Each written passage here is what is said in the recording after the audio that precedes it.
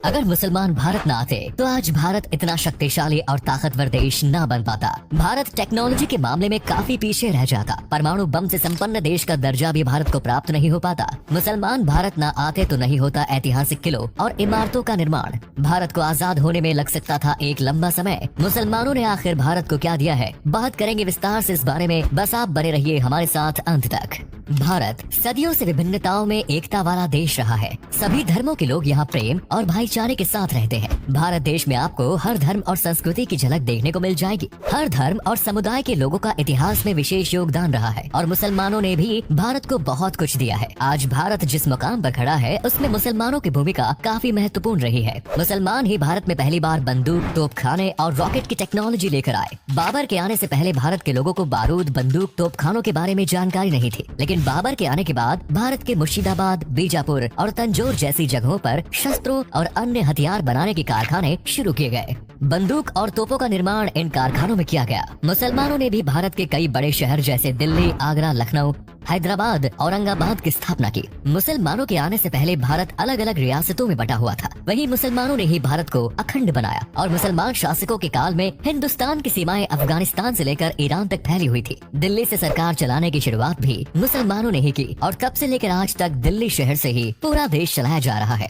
भारत में पहली बार रॉकेट का आविष्कार टीपू सुल्तान द्वारा किया गया। टीपू सुल्तान को टाइगर ऑफ मैसूर के नाम से भी जाना जाता है। आज भारत के तिरंगे का जो डिजाइन हम सभी देखते हैं उसे सुरैया तैयब जी ने तैयार किया था। सुरैया तैयब जी ने ही चरखा का चिन्ह हटाकर अशोक चक्र लगाने का सुझाव दिया। मुसलमान शासकों ने देश भर में 10,000 से अधिक गांव और कस्बों का निर्माण कराया। औरंगजेब के शासनकाल के दौरान भारत के पास बेशुमार धन संपत्ति हुआ करती थी। कुछ इतिहासकारों का तो ये भी मानना है कि उस समय पूरी दुनिया में मौजूद धन दौलत में से आधी संपत्ति केवल भारत में ही मौजूद थी। मुसलमानों के शासनकाल के दौरान ही भारत को सोने की चिड़िया कहा जाता था। खाने पीने के मामले में भी मुसलमानों ने भारत के स्वाद में काफी बदलाव किया। बिरयानी, पुलाव, हल्का पूरी, मुरब्बा, समोसा, कबाब और कीमा जैसी तमाम डिशेस मुसलमान ही विदेशों से भारत लेकर आए। मुसलमानों ने भारत के कृषि सेक्टर में भी काफी योगदान दिया। खजूर, फूल गोभी, नींबू, संतरा, धनिया और सेब जैसी चीजों की खेती बाड़ी मुसलमानों ने ही भारत में शुरू कराई। तुर्की के मुसलमान भारत में पहली बार चाय लेकर आए। इससे पहले भारत के लोग काढ़ा, हल्दी वाला दूध जैसी चीजें ही रोजाना पिया करते थे। यहाँ तक कि साबुन बनाने की शुरुआत भारत में तुर्क के मुसलमानों ने ही की।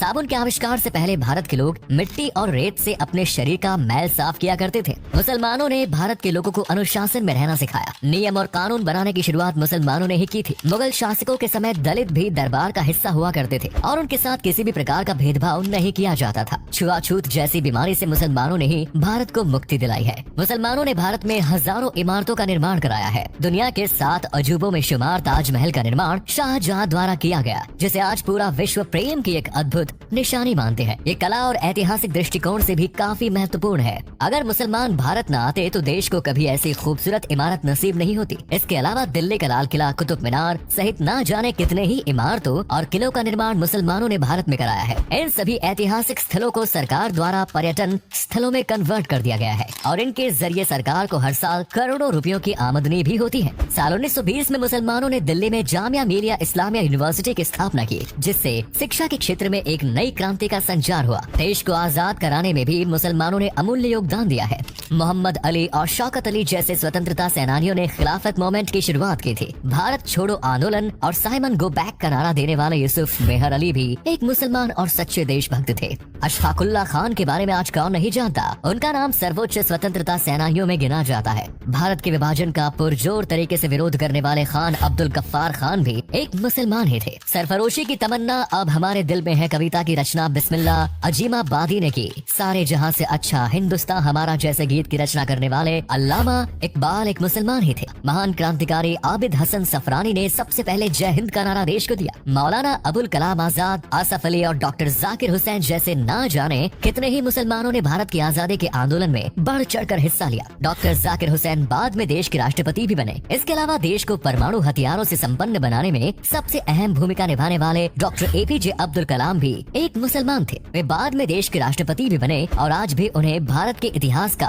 सर्वश्रेष्ठ राष्ट्रपति कहा जाता है। वे एक ऐसे मुसलमान थे जिन्हें हर समुदाय के लोग प्यार करते थे। कला और संगीत के क्षेत्र में देश को आगे ले जाने में भी मुसलमानों ने काफी अहम योगदान दिया है। महान शहनाई वादक उस्ताद बिस्मिल्लाह खान, तबला वादक जाकिर हुसैन, महान चित्रकार M.F. हुसैन जैसे ना जाने कितने ही महान विभूतियों का जन्म भारत की धरती पर हुआ और ये सभी मुसलमान थे। आज के समय में देश के दिग्गज उद्योगपतियों में शुमार अजीम प्रेमजी भी एक मुसलमान है। A.R. रहमान और आतिफ असलम जैसे संगीतकार मुसलमान हैं जिन्होंने करोड़ों भारतीयों के दिलों पर राज किया। खेल जगत में भी मुसलमानों के योगदान को भुलाया नहीं जा सकता। मोहम्मद अजहरुद्दीन से लेकर पेस बॉलर जहीर खान तक और यूसुफ पठान और इरफान खान जैसे पठान ब्रदर्स की जोड़ी ने ना जाने कितने ही मैच भारत को जिताए। भारत के सर्वश्रेष्ठ टेनिस खिलाड़ी सानिया मिर्जा को आज कौन नहीं जानता। आज भारतीय सेना में भी मुसलमान अपनी सेवाएं प्रदान कर रहे हैं। लगभग 30,000 मुसलमान भारतीय सेना में भर्ती हैं, जो हर वक्त भारत की रक्षा के लिए सीमाओं पर तैनात रहते हैं। शहीद कैप्टन मोहम्मद अब्दुल हमीद को उनकी बहादुरी और वीरता के लिए मरणोपरांत परम वीर चक्र से सम्मानित किया गया। आज मुसलमान लगभग हर क्षेत्र में अपना योगदान दे रहे हैं। बिजनेस से लेकर सर्विस सेक्टर तक हर जगह मुसलमान देखने को मिल जाएंगे, जो भारत की अर्थव्यवस्था को मजबूत बनाने का काम करते हैं। इतना ही नहीं, राजनीति में भी मुसलमान सक्रिय है। केंद्र सरकार के मंत्रिमंडल से लेकर राज्य सरकारों तक कई बड़े पदों पर मुसलमान लोग बैठे हुए हैं, जो देश के हर छोटे बड़े फैसले लेने में अपनी राय प्रदान करते हैं। आज कई कट्टरवादी लोग ऐसे हैं जो मुसलमानों को भारत का हिस्सा नहीं मानते। ऐसे लोगों को एक बार मुसलमानों के इतिहास के बारे में पढ़ना चाहिए और देखना चाहिए कि आखिर मुसलमानों ने भारत को कितना कुछ दिया है। भारत को फर्श से अर्श तक ले जाने में मुसलमानों की भूमिका बेहद ही महत्वपूर्ण रही है। आज एक हिंदू, बौद्ध, सिख या जैन धर्म का व्यक्ति अपने देश से जितना प्यार करते हैं, उतना ही प्यार एक मुसलमान भी भारत देश से करता है। हजारों मुसलमानों ने भारत के लिए अपना सर्वोच्च न्योछावर कर दिया। काला पानी की सजा पाने वाले अधिकांश लोग मुसलमान ही थे, जिन्होंने अंग्रेजी हुकूमत के खिलाफ अपनी आवाज बुलंद की। मुसलमान सदियों से भारत का एक अभिन्न हिस्सा रहे हैं और हमेशा रहेंगे। तो उम्मीद है आपको हमारी ये वीडियो पसंद आई होगी। दोस्तों, हम उसी भारत देश के निवासी हैं जहाँ हिंदू मुस्लिम भाई भाई के नारे दिए जाते हैं। इस भाईचारे को कुछ कट्टरवादियों के कहने पर खराब नहीं करना चाहिए। अगर आपको ये जानकारी अच्छी लगी तो इसे लाइक और शेयर अवश्य करें।